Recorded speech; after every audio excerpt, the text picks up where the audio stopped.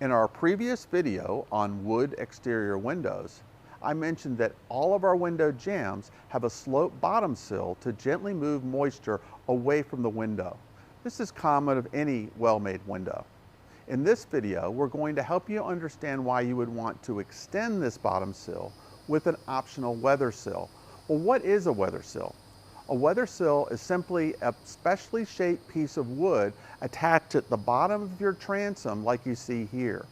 Why we add a weather sill will make more sense in a moment when I give some examples. Just like the bottom sill, the weather sill is also sloped and extends the jamb about 2 inches beyond the face of the window. You can also see that the left and right edges of this weather sill protrude beyond the sides of the window. We call these protrusions the ears of the weather sill.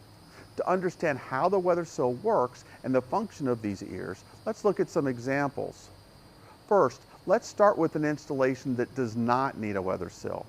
Transoms installed directly above a window or door should not be ordered with a weather sill. Taking a look at this picture of a transom over a door, you see the transom window is placed directly on top of the door with the door and window jamb abutting one another. Furthermore, you see that the installer has installed a piece of square mullion to cover the gap between the two jambs, and then added casing around the entire transom and door unit.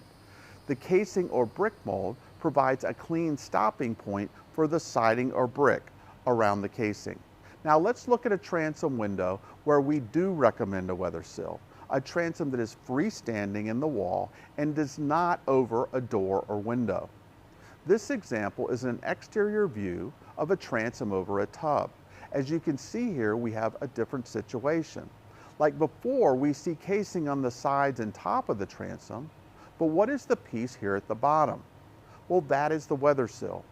If you look carefully, you can see that the weather sill extends the bottom jamb of the window further beyond the face of the siding below. In fact, you can see a little shadow created by the sill as it extends beyond the siding.